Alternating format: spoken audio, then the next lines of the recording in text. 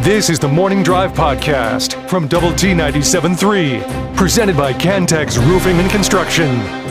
I'm Mike Hebert, owner of Cantex Roofing and Construction. Every day is game day, and we'll get it right when it comes to your roofing, construction, windows, and mirrors. Call Cantex Roofing and Construction today. Together, we are one serving you. To kind of finish up from just our little discussion there about Red Raider basketball from yesterday. They win at 85-57 over North Alabama. So they had 3 in double figures and 2 more that were really close to it. Pop Isaacs led the charge with 21 points, 16 out of Chance McMillan and 10 out of Warren Washington. And then you had 9 from Kerwin Walton and 8 from Joe Toussaint. If this team is to make it a run to get to the NCAA tournament, let's just put it that way, probably going to have to win.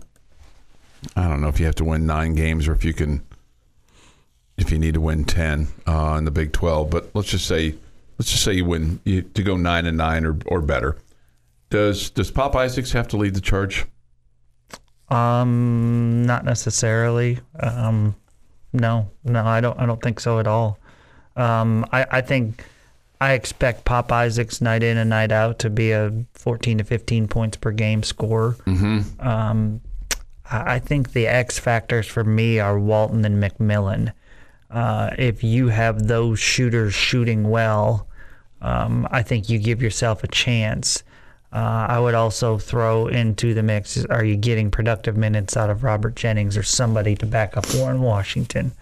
I think Pop's a great scorer, but I think you have other guys that, we've seen at times this year. Sure. Toussaint really the main one, mm-hmm. That can score as well. So Pop doesn't need to have 21 for you to win or whatever. I think he can continue to be that consistent 13 to 16 guy, and you just have other guys show up. But problem is, Chance McMillan, I feel like, has been a little bit of a roller coaster so far this season, where he's been really hot at times, but then quiet on other games. And, the same could be said for Kerwin Walton. Now, I think Kerwin's doing a great job defensively as well, to earn himself extra minutes. And then the more he's played, the better his shot, it feels like, has been. So, I don't know. I just feel like you have a lot of different guys that can score. It doesn't have to be Pop leading the way. But he's his consistency, even when his outside shot was not falling early on in the season, you were still seeing him get to the free throw line and end up with, like I said, 12, 13, 14 points. It's not like he's not shooting well and he's scoring 4 or 6. He's finding ways to score. Yeah, he drew 4 fouls yesterday. He was 6 for 6 from the free throw line, 6 for 12 from the field. Chance McMillan was 3 of 7 beyond the arc, but 6 of 10 from the field for his 16. Kerwin Walton played 26 minutes, and then he had 9. Then the person that had the most turnovers was Lamar Washington. He played about 14 minutes. He had 3. Team had a total of 8 turnovers. That's the other thing that they've. You talked a little bit going into the Sports Center about the number of assists. They had 20 on 30 made field goals, but man, they take care of the basketball. This team does. There's been some bad games, but I think they did a great. Obviously, 8 yesterday was a great job. No, now the level of competition is getting ready to step up dramatically. And I kind of feel like on some of the games where it's been the biggest blowouts is when you've had more, because coach is tinkering with a lineup and trying everything different, and you're playing the end of the bench more, and the focus or intensity is just not there when you're playing some terrible team. Now, the one thing they did do yesterday is they gave Can we also just say a hallelujah that non-conference play is over? Yes, absolutely. A to the men. A to the men. Okay. One thing that they talked about in the pregame, as I was listening on my way to the game yesterday, was they wanted to do a better job of defending in the paint. They're playing North Alabama, okay? And they gave up 30 points in the paint. So I don't know if that's going to be a big concern in the Big 12, but giving up 30. Considering your lack of depth with bigs, I would be surprised if that's not a concern. Yeah, almost every single night, right? Yeah, it's one of the things you're going to have to. It's going to have to be team defense. I think. Mm-hmm. I think Darion Williams is doing a good job filling in at the number 4 spot, kind of sliding down from the 3. So he's been solid, but just what scares me is if either him or Washington are in foul trouble, then you're nervous. But again, I feel like coach has brought along Robert Jennings, and I think he's given you productive minutes right now. 6 points and 7 rebounds yesterday. It's good work in 13 minutes. Yeah. So next up will be Texas, and that'll be on Saturday down in Austin, and we'll have the broadcast for you at 6 with play-by-play at 7 from the Moody Center down there in Austin. No longer the big drum. It's been playing there. This is year 2 for the Moody Center. Okay. Yes, sir. Okay, year 2. Just clarifying, just in case anybody was going. Just want to make sure that they're going in the right direction. Okay. I think we're all very aware that we wanted to bless the mood last years ago. So. Bless the well mood. said, Okay. Jeff. Thank you. Texas is 11-2 on the season, and they're in the last poll ranked 20th. Lady Raiders got a win on Saturday, Jamie. They took down Houston 79-71. I think their best first quarter of the season. Certainly their most prolific, as they had 31 points in the first quarter, outscored Houston 31-12, came out and just put it on them, and then got great production off the bench on Saturday from Jada Wynn. She had 23. She was 6 of 7 from the three-point line. I mean, you can't rely on that every game, but it's nice when you get it. No, but I think you can rely on her. I think we've seen for points off the bench and definitely knocking down outside shots. I mean, the way she's played feels like over about the last 3 weeks or whatever, that she's going to be a factor coming off the bench for you. So just kind of add to that class of sophomores that's really leading the charge for this team. No doubt. Bailey Maupin had 19, Jasmine Shavers had 10, and Kyla Freelon had 10 as well. Tech went 24 of 44, 54.5%, 10 of 19 from 3, and 21 of 27 from the free throw line. Ladies move their record to 12-2 on the season, 1-0 in Big 12 play. They'll play Texas tomorrow night. We'll have the broadcast for you on 107.7 Yes FM and 100.7 The Score. 5:30, the tip time is at 6. Texas really injured. Rory Harmon, their star point guard, out for the year with an ACL, and they have another player that's got a hip injury. So might be a real opportunity for Tech tomorrow, taking on Texas for the last time here in Lubbock. Your daily dose of sports and fun. This is the Morning Drive Podcast from Double T 97.3, presented by Cantex Roofing and Construction. Time for this day in sports history. Today is 1-2-24. We missed a big one on Sunday. 1-2-3, 1-2-3, 1. Chuck doing his waltz. 12-31-23.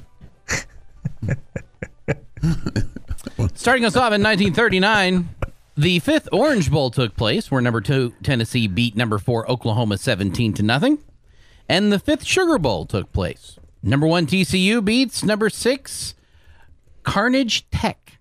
Carnage Tech. Carnage? That's fun. 15-7.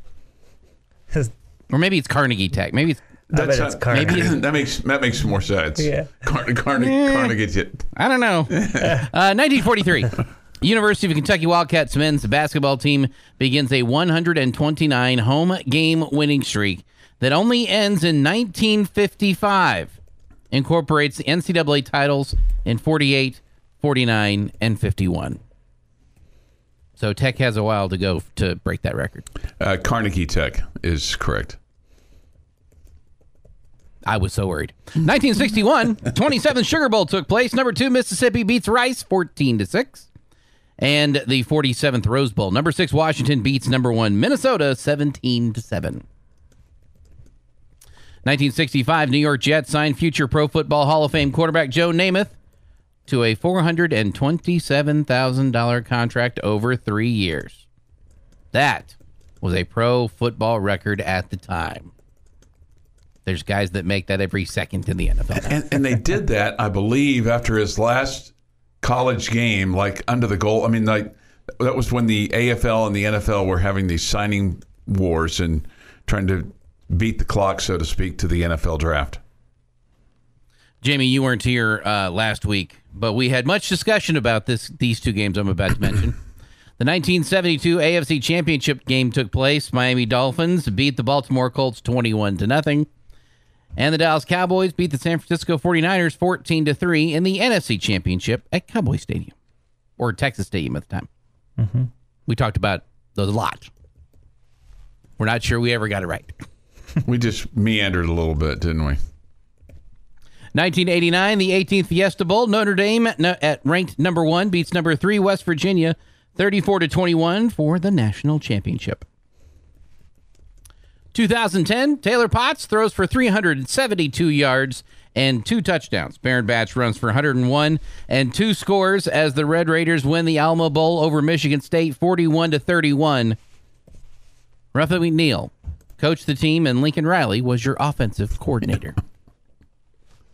Chaos was... That's a word for it.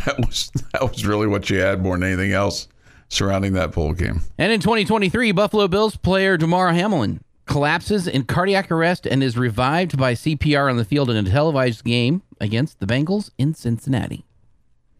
How's he doing this year? I haven't paid any attention. He's played some. Yeah, he's not been a major factor. He's still alive. So. Yeah. Hey, that's a step in the right direction compared to a year ago today. Happy National Buffet Day and National Cream Puff Day. You a fan of the cream puff?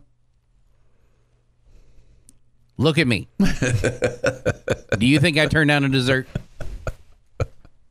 I just didn't know if you wanted something more substantial than... Look at me. Okay. Happy birthday, Tay Diggs, 53. Fernando Tatis Jr., 25.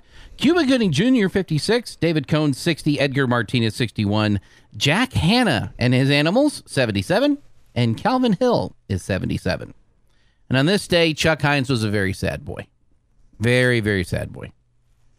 President Richard Nixon signs the Emergency Highway Energy Conservation Act, setting a new national maximum speed limit. Prior to 74, individual states set up their own speed limits. Could range anywhere from 40 to 80 miles an hour. What'd Nixon say? You will be Sammy Hagar. 55. And you will drive 55. I wasn't driving yet, but you're right. That was disappointing. And that is this day in sports. For many, many years. 6:51 this morning here on the Morning Drive. Take your thoughts, comments on the Yates Flooring Center chat line. Go to the Double T 97.3 mobile app. It's presented by Happy State Bank. And you can also weigh in on the Visual Edge IT hotline at 806-771-0973. Braden posts a picture of United Supermarkets Arena and says, great crowd yesterday for the game against UNA. Ready for a great Big 12 season. I wouldn't term it a great crowd. It's all right. I think the biggest kind of groan or, reaction at the game yesterday was when Warren Washington went down and they called him for the foul. This is in the second half. He went down hard. And the North Alabama guy took him down. I mean, it looked like on the replay, it looked like just as I was sitting there in the upper deck that it was on the North Alabama guy. And, there was some consternation. But it wasn't like this, roaring crowd yesterday. But it was fair for a New Year's Day, 1 o'clock or 2 o'clock, 1 o'clock tip. For a 1 o'clock tip. It was all right. Probably more, maybe a little more than what I would have expected, but... It wasn't. Parking lot was pretty empty yesterday. I would expect that will improve once we get to Big 12. I would hope so, right? I would hope so. Just as far as that is concerned. Somebody says this: didn't the Lady Raiders shut out a team in the first quarter? Would think that was the best first quarter performance. Yeah, they shut out like Incarnate Word or somebody like that. It was. But I just felt like Saturday was because of who you were playing. Let's see. They shut out Texas A&M Commerce, the fourth game of the season, 23-0. But where do you think Houston will end up in the Big 12 standings? I know they were picked as one of the final four. Do you expect that's where they'll finish? Were they better or worse than what you expected? I think they were a little better than what I expected, just because of the pressure that they put on you defensively. But yeah, I think you're probably right. Probably in 10th, 9th or 10th. Okay, but they were better than what I expected. Just from there's 14 now. Yeah, right. Yeah, okay. Yeah, but I mean, but so you think they'll finish inside that top 10? Yeah, right. Yeah, 9th or 10th. Yeah. Okay. 9th or 10th, just based on. And you think the Lady Raiders, who were picked 10th, will be? They'll be better than that. 2 or 3 spots. I'm trying to figure out a way that they can win 8 or 9 games. They're going to have to continue to improve, but they're going to have to figure out how to turn down the turnovers and handle the pressure against them. Houston pressed a bunch. Yeah, right. It was very intense, no doubt. 6:55 this morning here on the Morning Drive. The Morning Drive podcast from Double T 97.3 is presented by Cantex Roofing and Construction. Good morning with Jamie Lent and Jeff McGuire. I'm Chuck Heinz. It's great to have you with us and still with us this morning on the Morning Drive. So hopefully none of you made a resolution to avoid us in 2024. Ouch. I know. The resolution should be to spend more time with us every morning. Okay. Wow, that's hurtful. Let's see here. We get this from Shelley, just tuned in. Happy New Year, gents, and horns down. Yeah. Let's see. This wouldn't plan for Texas Tech or other Big 12 schools to make the top 12 unless they win the conference championship. Otherwise, they will be still scrambling unless they are SEC or Big 12. Okay. All right. Cowboys from Saturday. Man, the Cowboys, they benefited Saturday. I don't know if the officials deserve as much blame for the end of that game as some have let on. It seems like the NFL players and former players the talking heads over the weekend, coaches as well, were really critical of how that went down. Cowboys beat the Lions 20-19, and obviously with the did he report, who reported, clearly the Lions, in my mind, were trying to do something to kind of camouflage who was going to be eligible and who was not, to make it as confusing as it could be. Did the official get it wrong? I don't know. It's a he said, she said thing. One guy saying he reported, the official saying he didn't report. But they had 3 guys right there. He definitely walked over in his direction. It looked like he said something, but we have no idea what he said. Yeah, and apparently, depending on which show you watched on Sunday or even Saturday night, just the fact that they swipe, they swipe their jersey means that they're eligible when they go up to the official. And there was a number of guys that said that if you just kind of swipe the front of your jersey, that means that you're reporting as eligible. And did he do that? Kinda. I mean, it was. Yeah, I don't know. You can see 68 kind of doing that. You can see 70 talking. You can see that there were 3 guys there, and the official kind of had his head turned, and he was maybe blocked from one of the guys. But then he's got to go tell the defense who's eligible. So I don't know. I'll tell you first. I didn't like the Lions going for it there anyway. Yeah, kick the extra point. Take it to the extra point. Take it to overtime. Yeah, take it to overtime. Especially when they got penalized and they put it back to the 7-yard line. Especially, you're exactly right. No doubt. At that point, you're just like, really? And luckily, they got the 5 back. Well, luckily for them, they got the 5 back, but still. Because Micah Parsons was offsides or jumped offsides. Yeah. And then they go for it again, and then they throw it short of the line of the goal line and short of the receiver. Yeah, it was a bad pass. It was a good pass. He would have caught it and jogged in. I don't know. I don't know if you want to call me too old school or too nervous or too conservative or whatever. I just did not like going for it there for the Lions. How did you feel about how the play call was handled by the officials? Do you feel like the Lions got jobbed? Do you feel like the Cowboys benefited? Do you feel like the officials should be penalized for all that? Because there's some reports that those guys will be downgraded and will cost them a playoff game. Yeah, I'm anxious to see if the NFL is going to make any kind of announcement, if they'll make an admission of they messed up or not. I'm not real sure. I don't really have a strong opinion one way or the other whether I think the Lions were wrong or the officials were wrong. I think if you're a player in that situation, you have to make sure that they know that you're reporting. Yeah, we get this. The ref's back was already turned when the last offensive lineman came out to report. That's on the lineman to make sure the ref acknowledges him. I don't disagree with that. And I feel like that the Lions were trying to kind of confuse the issue, and they did. They confused the issue.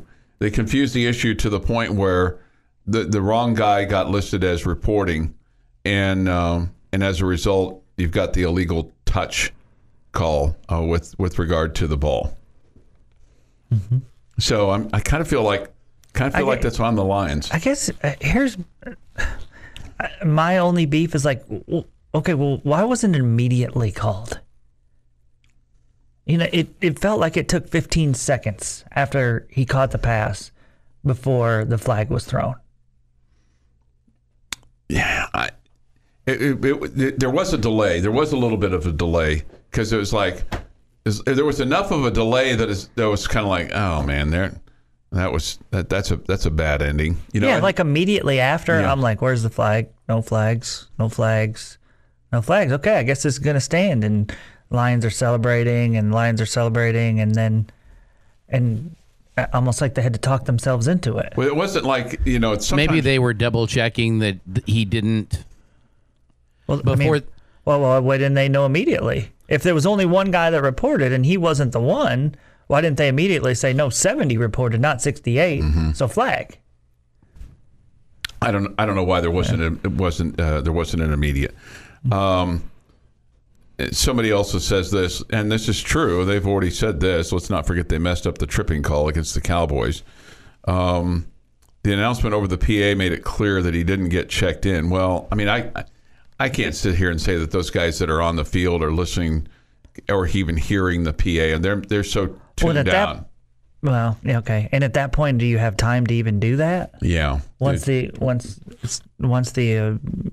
referee says that, 70 has reported as an eligible receiver. I mean, do you have time 68 go, wait, so did I. Yeah. I did too. Me too. Yeah, wait, I did. Yeah. I'm the one that, but you know what? I mean, sometimes those calls go your way and sometimes they don't. And clearly it went the Cowboys' way because it bails out Mike McCarthy because what in the world was he doing down the stretch throwing the ball? I did not understand that last series for the Cowboys. They get the field goal. I get that, but I mean, goodness. I just think the Lions have to do a better job of making sure that they have reported. Mm-hmm. And that's why I don't feel like I blame it as much on the officials as I do the Lions themselves. Yeah, no, I think there's a lot to be said for that. But it puts the Cowboys in a great spot because they win that game, and then Sunday, the Arizona Cardinals go out and defeat the Philadelphia Eagles, and that beat the Cowboys and the Eagles this year. Yeah, I mean, and win 35-31, and I mean, Kyler Murray looked really good. The Eagles are just not the same team that they were earlier this season. They can't stop anybody, and their offense looks very mediocre. Murray was 25 of 31, 232 yards, 3 touchdowns, did throw an interception. rushed the ball 5 times for 24 yards, but as a team, they rushed it 40 times for 221 yards. James Conner had 128 yards. They could not stop him. He averaged almost 5 yards a carry. And so now the Cowboys, all they have to do is beat Washington on Sunday, and they win the division, and they get a home playoff game. They'll travel to Washington. We'll have the broadcast for you on Sunday at 2:30 with play-by-play at 3:25 or so from our nation's capital. And Cowboys would put them in a great spot to be able to host a playoff game. And we all know if you can host a playoff game, your chances of winning go exponentially up. Especially with this Cowboys team. Especially with this Cowboys team. No doubt. The Morning Drive podcast from Double T 97.3 is presented by Cantex Roofing and Construction. Time now for Jamie's question of the day on Lubbock Sports Station, Double T 97.3. All right, my question of the day, not the game, the day. Yeah. Today, we're going to look back at 2023. This is wide open here. Okay. You get to change one thing in sports in 2023. It can be the outcome of a game. It can be a rule. It can be anything. Wow. A play. You get to change one thing from 2023 in sports. What are you changing? Why Chuck thinks this is an easy answer. This is my default answer to this question until it does get fixed. Oh, boy, he's going to beat Kansas State in football. Nope. Because you said I could change a rule. Yep, okay. We are getting rid of the zombie runner and extra innings in Major League Baseball. Oh, okay. That's gone. Okay. Erased from existence. That is the stupidest rule in sports. Okay, it's a good answer. Okay. But since it didn't happen in 2023, like it did, I mean, it started before that. Mm-hmm. Sure. Okay, so think of something that, like, if it was a rule change, it's something that happened last year for the first time. A rule change from last year. Yeah.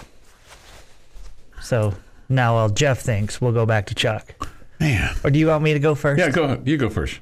Okay, so I'm number one on my list is the Josh Young injury. Because if Josh doesn't get injured in that game, he's the American League Rookie of the Year. Rookie of the Year. Okay. Okay. And that would be really, really cool. Obviously for Josh, but it would be really cool for the Red Raiders to have a Rookie of the Year. And it was such a freak injury, too. Yeah. And you can only win Rookie of the Year once, right. And it's not like, well, he'll get it this year. And it just, All-Star starter, Rookie of the Year, or World Series champion. I mean, just would have made for just the most magical season ever. I'm not saying that it's not magical already, because obviously it was. Mm-hmm. But it's just like, man, I wanted him to get that award. Really did. And so the injury kept him from doing that. I have 2 other answers, but I don't want to necessarily use them and take them away from you guys. Well, I mean, I'm trying to really think of something I would have really liked to overturn that would have just been made it magical. Okay, well, I'll just overturn the Texas football game. The whole game. Okay, because then we get to end with a win. Mm-hmm. They don't go to the national championship semifinals. Well, they're not going to the national championship anyways. Right. But they don't play in the playoff. All of that would make me happy. I'd like to have. I'll tell you what I'd like to have. I'd like to have the interception back of Tyler Shuck, the pick 6 against Oregon. I'd like for the Red Raiders to drive down there and either kick a field goal and win it. And I think that completely kind of changes how you feel about your football team at that point of the season, and maybe it propels you to win a couple of more games, and maybe it keeps you from getting Tyler Shuck hurt. So how does it keep you from getting Tyler Shuck hurt? I don't know. Maybe you feel better about things, and you don't endanger him as much. I don't know. I'd like to have that. I'd like to have that pick 6 back and drive down and kick a field goal and win that game, because that looked like it was going to be a magical night at Jones Stadium. Could have been. Yeah. The injury I would take away, and this would be you change the mindset to get rid of this injury, would be Tyler Shuck checking into a run as often as he did. I don't know that those were wrong checks, but I think that contributed to him getting hurt more than the pick six did. But that doesn't get him hurt, which maybe doesn't get Barron hurt until later, which means you've got not BYU with a freshman quarterback who's never taken a snap before. That changing that mindset early on, getting out of the run, I don't want to say run first, but run by default out of Tyler Shuck early in the season, I think would have helped you. And maybe, hey, by the way, that Taj Brooks guy's going to be really good this year. Maybe we should use him some. Let him run it. He's a little bit bigger than you are. That would be a big change. What are your other two? I would love to know what the season would have been like if Baron Morton didn't get hurt in that West Virginia game and it bothered him all season long. Okay, would love to know what the season would have gone like the rest of the way. Yeah. That, and then one, I would really like for Mason Molina to not have transferred. Mm-hmm. I would love for him to still be a Red Do you Raider. think he regrets transferring? I have no idea. Yeah. No clue. Yeah. 7:30. I feel like I had so many answers. Well, you did. So many things. I Well, you've been tell you thinking guys, about this. Yeah, for every bit of like 12 minutes. But I feel like, we sometimes say, give me one, and then you guys are giving me 3 or 4. I was that guy today. Yeah. Yeah, I had like 4 or 5. Yeah, that's Like, okay. I want to change that. I want to change that. But Josh getting injured definitely was number one for me. I really, really wanted to see him win Rookie of the Year. But he got healthy at the right time. He did. He helped. You know, he got healthy. He got healthy at the right time. Let's see. Could here. another answer to this, and this might be more of a long-term benefit to the team too, and an adjustment has been made, but maybe make it sooner, was the getting technical fouls by your head women's basketball coach, yelling at officials. There's been a couple instances, and I think really some of those have carried over to more negative reaction from officials, if that makes sense. Like going back to last year. Like I don't think that's carried over to this year. I think I think there were times last year where it felt like that from the get-go you were on them, and that played against you. Yeah. And not like that it cost you an enormous amount of games or anything. No. I don't even know that it cost you one. But just that edge that got put up that you had to kind of break down a little bit and adjust. I wish that had gone faster. There were a couple of times that I thought Krista was going to get a technical that she didn't, but it got really close. Yeah, I think that's been much different this year than last year. She also hasn't had to get upset a whole lot. No, but right. No, that's fair. That's fair because you've won more than what you've lost. But I feel like the bench decorum or the bench has been all the way around a little smoother this year than last. I'm still tired of seeing the same officials back-to-back games. We continue to see that. I don't understand why that's the case. Your daily dose of sports and fun. This is the Morning Drive Podcast from Double T 97.3, presented by Cantex Roofing and Construction. Good morning with Jamie Lent and Jeff McGuire. I'm Chuck Heinz. Great to have you with us today on January the 2nd, 2024. And look forward to hearing from you throughout the year. It's not just today, but throughout the entire year. If you've made any significant resolutions or goals that you would like to share, you certainly can. Hit us up on the Yates Flooring Center chat line. Go to WT973.com for that, or the mobile app. We come to you this morning from the First United Bank studio. Any resolutions involving getting rid of me or Jeff from you? Heck no. Okay, that's good. How about making sure that you guys don't leave me? Oh, Well, you got to dash somebody's dream, Jamie.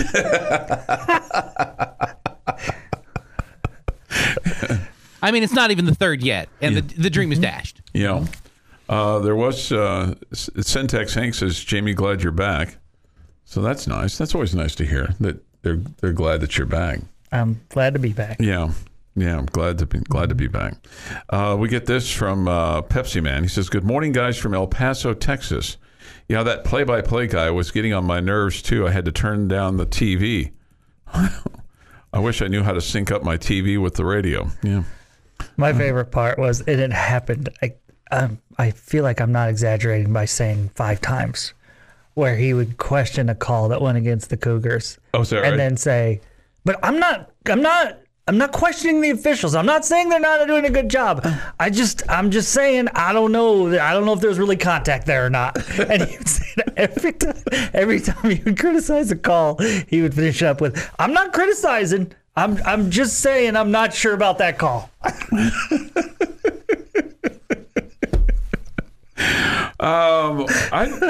Can I ask a seemingly stupid question? Go right ahead. Does it really bother people that their radio isn't synced with their TV?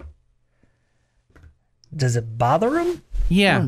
Well, if you want to listen to like Chuck and Mark and you're watching on ESPN Plus, I would prefer it synced. Don't get me wrong, but it's never bothered me to hear something before I see it. Like when I'm paying more attention to the radio. I mean, if I was gonna do both, I would want them synced. Oh, as a preferred method, sure, Yeah. 100%. But it's not like an annoyance when they're not. I don't sit there and go, "I can't listen to this because it's not synced." There's something that's to be said for it being cool. Like if Chuck and Mark are like, "Oh, what an awesome play! What a great play!" and then you're like, "Oh yeah, I got to see this." So now you know to pay attention. Right. You know, now you know to you can focus lock in if you're doing. to watching it. Maybe you're emptying the dishwasher. Sure. Yeah, but I still would say it would be preferred. Sure. Prefer to be able to sync that up. But yeah. I don't ever listen to the TV broadcasters on anything. I'm listening to it on the radio and watching it on TV. I'll do that with the Cowboys some, and because it'll be a little ahead of TV, and I'll say to the lucky lady, "Okay, watch this," and then she'll kind of look up from her book and go, "Are you listening to this?" She's gotten better and better. She keeps her analysis of some of these games, just by the amount of games that she's been exposed to. She keeps bringing up things to me like, "Shouldn't this be this or shouldn't this be that?" It was like, it's been impressive, some of her language that she's come back to me with, an analysis of some things. Oh, now we know who to go to. Oh, sure, Chuck right. needs a fill-in. Yeah, absolutely. I can't tell you one time in my life where I've ever tried to sync a TV and a radio. If I'm inside, I'm gonna and sitting and doing nothing. I'm gonna watch on the television and listen, and and if I'm out and about or if I'm moving around the house, I'll turn the radio on and listen while I'm working. Doing stuff, yeah. But I don't ever try to do both. Yeah, I have a hard time with that as well. I can't. I don't think I've ever tried to do that either. But I'm not listening to Brad Sham when the Cowboys are on, because we both know I think Brad Sham is amazing. But I'm just going to listen to the broadcast on television. On TV, yeah. I tuned in specifically on Saturday night because we got home from we went to Mannheim Steamroller on Saturday night, and we got home just in time for about the last 3 or 4 minutes. But I always like it when Sham at the end of the broadcast or end of the game goes, "Landry shift." I turn on my radio to hear that because they do the Landry shift at the end. I love that. I love it when you do you. I love it when Brad Sham does that. He's like, "Landry shift," Cowboys win. Let's see here. 8:06 this morning on the morning drive. Cowboys will play Washington on Sunday. What's your confidence factor on this? I know Jeff's is not very high. 99.8 to win. To win. Okay. Oh, I'm at like 97 that they're going to win, that they should win. But I also know the last 7 out of 8 chances they've had at the end of the year to win one stinking game. And it's either to get in the playoffs, improve their playoff lie, win the division, whatever the situation has been, and they have fallen flat on their face. It's like 7 out of 8, or like maybe it's 6 out of 7, whatever it's insanely not in their favor to win one game at the end of the year to make something better, and they do it wrong. So are you kind of negative going into Sunday's game then? I'm not negative, but I'm fully expecting the house to fall on them. Like it wouldn't shock me at all that the house is going to fall on the Cowboys and they're going to lose on the road at Washington to give the Eagles the division title and break the streak of the NFC East having a new champion every year for like the last 20 years. Cowboys are favored by 13 points. Maybe they should be. Maybe the G-men will take down the Eagles. They nearly did the last time they played on Christmas Day. Yeah, a couple weeks ago, right? Or 10 days ago, whatever it was. The Giants are 5-11. The Eagles are 11-5. The Eagles are just not good right now. My New Year's resolution is to be thankful for each day and make the best of each day. #Reckham. And then it's got a little baseball by it. Those are good resolutions. Yeah. Thankful for each day. And we're getting closer and closer to baseball. We're almost, about 5 weeks away, 6 weeks away, middle of February? 16th, so pretty close. Not that Jamie's counting or anything. No, I don't know the number of days. I just know it's the 16th. Yeah. Paul says this, feels like resolutions went by the wayside a decade ago. Maybe I'm just getting older. Maybe so.